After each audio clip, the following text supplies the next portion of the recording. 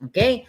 Pero umpisahan natin na tama ang nakalagay sa book. Number 1, yung itinakil doon, ang umpisa talaga, na pinagbintangan si Attorney Vic Rodriguez, sinira ni Liza Tanas at ang kanyang mga aso o kanyang mga julol o yung mga bataan niyang may Tita Aida na niyakap na ng Tita Aida at mga bayaran, mga jutang ginimes. Okay? So, babalikan ko uli yung July, okay, of 2022. Nung nasa Pilipinas ako, na sinisimula ng sirain ni Lisa Marcos, etong si Attorney Vic Rodriguez. I was there in the Philippines.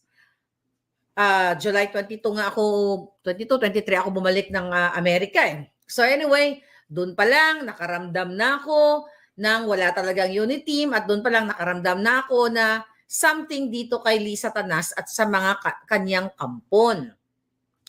Kaya kami nag-speak up. So dito sa book na ito, meron doong senaryo na si Liza Tanas ay talagang walang hiya. Okay. Ano mo na pala, mamaya na pala yung topic na to. Dito muna natin simulan sa pagsira nila kay Attorney Vic Rodriguez na nagbibenta daw ng appointment, meron daw 69 na offshore accounts. Ulitin ko, for sure, yung nakafollow sa akin, naalala nyo to, isa po sa kaklase ba ni Marcos to, basta very close sa kanya, ang nag-feed sa akin about kay Attorney Vic Rodriguez, about dito sa offshore account na sinasabi nila. So, imposible naman na magkakaroon ng offshore account ang isang executive secretary na hindi umaalis ng bansa. Diba? At paulit-ulit ko sinabi sa inyo, kung meron siya mga offshore account na galing sa pagnanakaw or whatever, diba? Bakit hanggang ngayon, tama yung book, okay? Bakit hanggang ngayon, walang mailabas ang kampo ni Liza na isang offshore account? 많은 모험가분들께서 지난 칼피언 연회에서 공개된 신규 클래스에 대해 다양한 상상과 함께 큰 관심도 보내주셨는데요. Account ni Attorney Vic Rodriguez at bakit nila hindi kinasuhan? Imagine mo, out of 69 accounts na sinasabi nila, ni isa doon wala at hinahamon pa nga sila. I think sa mga interview ni Attorney Vic, nasabi niya na, inamon pa nga sila na, magbigay kayo ng isang account man lang na meron ako at mag-execute ako ng SPA. So you can withdraw the account, whatever, ganyan. So doon, na-confirm yung ating mga, of course, ang ating opinion, ang ating pagsasalansan sa mga bagay-bagay. So, then, meron ako nabasa doon na part na nung time na nagka-COVID si Bangag Jr., that was in July. Okay? Na nagpatawag ng meeting si Liza Tanas. Nagpatawag siya dahil si Kuting ay may COVID-COVIDan, okay? Nagpatawag si Liza Tanas ng meeting with Abalos, Angping, at Lagdameo at iba pa, alright? At umakting siyang presidente. Okay?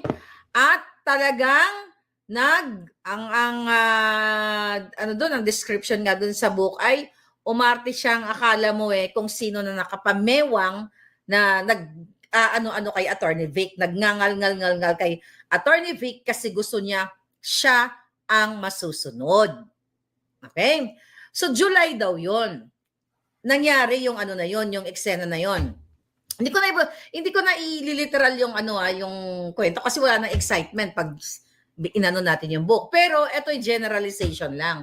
So naalala ko, naikwento ko na to sa inyo nung last 2022 na si Liza Tanas, dahil nung time na yon nagngangal siya kay Attorney Vic during that time,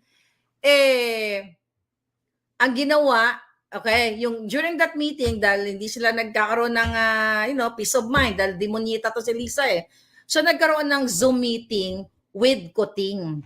Alright? So, nung Zoom meeting, di ba nag-meeting sila personal with Attorney Vic at yung tatlong yon, tapos biglang pumasok si Marcos Jr. sa Zoom meeting. Naulat ko to sa inyo eh. Kumbaga doon sinabihan si Liza na, kumbaga, sabi nga, hindi ko na ba sabihin yung eksaktong statement. Kumbaga, kinampihan during that time ni Marcos Jr., pinanigan niya si Attorney Vic na somehow he's doing the right thing as an executive secretary. So ang ginawa ng bruha, ng babaeng leader ng sindikato ay nag-walk out at pumunta ng Baguio.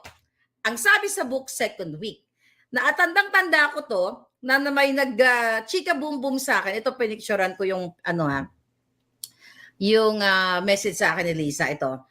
Na si Liza ay pinapunta sa Baguio dahil pakialamera, gustong siya ang masusunod sa lahat ng mga appointees. So true enough, ito po yung message si Liza sa akin. Yung kanyang greeting sa akin. Ito, pakinggan na lang natin. Ayan, July pala. Nakita nyo yan, July 8. Sabi niya, hello from Baguio. Pakinggan natin ulit kung anong sinasabi niya dito sa kalechihan niya. Okay, tingnan natin. Natatandaan niyo pa to ha, yung message niya sa akin. So habang binabasa ko yung book, eto yung mga pangyayaring yun. Sabi ko, eto yung sinasabi sa akin na pinapunta siya sa Baguio kasi epal siya.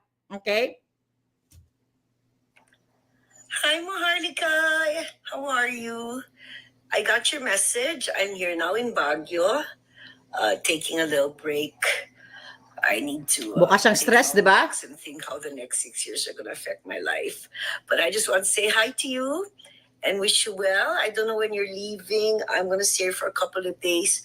So if I don't get to see you, I just wanted to thank you for taking that long trip to the inaugural. I hope it was worth your time and I'll see you soon, okay? Thanks. Thanks for all your help. Bye-bye. Okay. So yan yung mga time na yan. Okay, di ba? Ang bait-bait. Pero yung time na yan, so habang binabasa ko yung book, sabi ko, siguro ito yung time na nag-message siya talaga sa akin dahil siya, malungkot dahil nga kinampihan ni Kuting si Attorney Vic during that meeting, di ba? So binabalikan ko yung nakaraan. So anyway, pinapakita ko lang po sa inyo yung mga pangyayari na talagang itong babaeng to ay isang malaking sindikato. Alright? Fast forward tayo. Okay? So yun ang nakasulat dyan sa meeting na yan, ay nakasulat sa book na yan. So confirm yung mga na-inform sa akin. So that's number 2.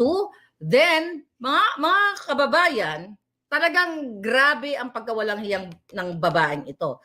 Di ba nung September, okay, yun yung time na talagang bugbog na si Attorney Vic, talagang dinurog ni Liza Tanas dahil gusto nilyang mawala si Attorney Vic as Executive Secretary. Ngayon, mga kababayan, kaya naman pala, hindi kayo talaga makaka-move forward, hindi kayo makakabangon kasi talagang nagpapatakbo sa bayan, sa Pilipinas, ay isang malaking sindikatong pamilya. Si Martin Araneta, si Lisa Marcos, at etong si Romualdez. Okay? Dahil bago pa umupo si Attorney Vic Rodriguez as Executive Secretary, mga kababayan, actually may nag-post na nito. Kaya nga sabi ko, habang binabasa ko yung book, kung may matino lang tayong gobyerno sa Pilipinas, dapat kasuhan ang mga demonyong character sa libro ni Attorney Vic. Actually, bago pa yung libro niya, na-expose na rin natin to, yung mga pinag-uusapan natin.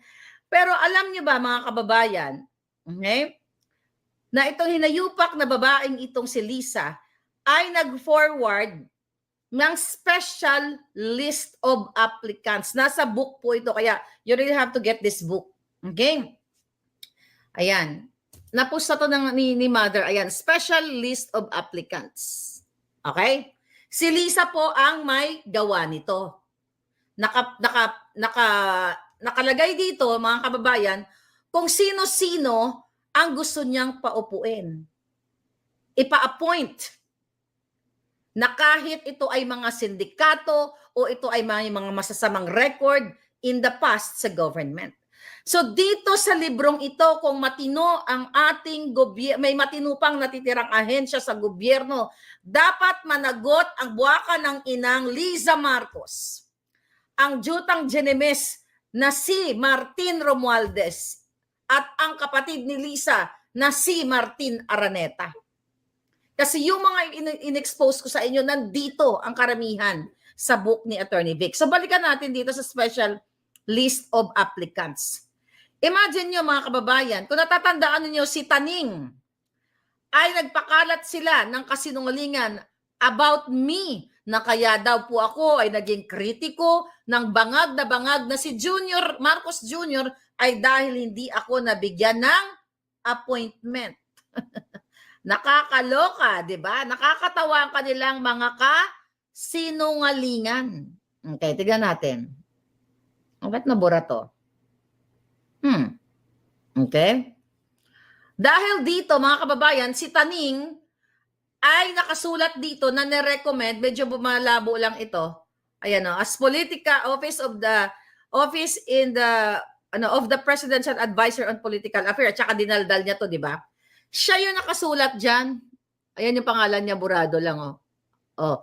Yan, nirecommend siya ni Liza kasi gusto niyang mag-ano dahil yun, may, ano yun may tanning, di ba? Anyway, may tanning daw, di ba? Alam niyo na yung istorya na yun. So siya pala ang nakalagay dito na nagpaupo. Imagine mo, ang galing nilang magbaliktad.